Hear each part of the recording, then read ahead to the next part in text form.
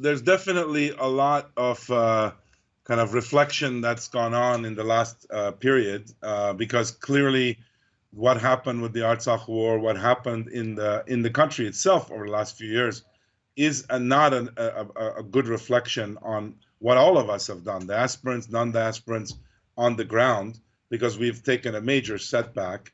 I would say, Eric, as I look back at the 20 years where on average I was in Armenia 5 to 6 times a year for 20 years straight, and I've been involved, as you said, in a number of initiatives. A lot of them are economic development related in the South, in education, in health, etc. And so I've seen it from different angles.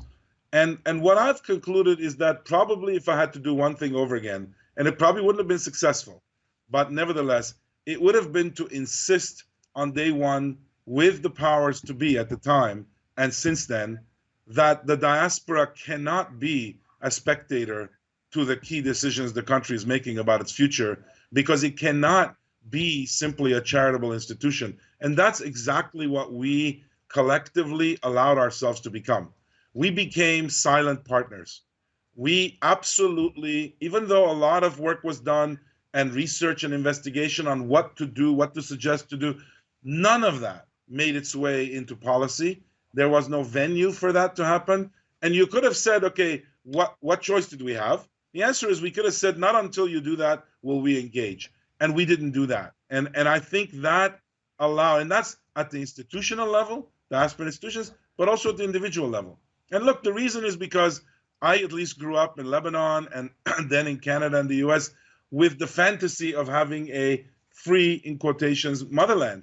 Didn't do anything to achieve it. It was handed to us 30 years ago. And I felt the compulsion to just help engage, and no conditions, just go. And 30 years later, I realized that by attaching no conditions, particularly to have a constituency, a role of some sort in the dialogue, that was absent, Eric. And I think absent that, we in a way may have aided and abetted what resulted, whether it's the lack of institutions, whether it's the corruption that happened, whether it's any number of things, by our inaction. And by the way, we could have been rejected and we could have been thrown out. But I think that if generation after generation was thrown out, the country would have woken up and said, wait a minute, how are we going to access this diasporan potential if we don't include them? We allowed ourselves to be included without being included.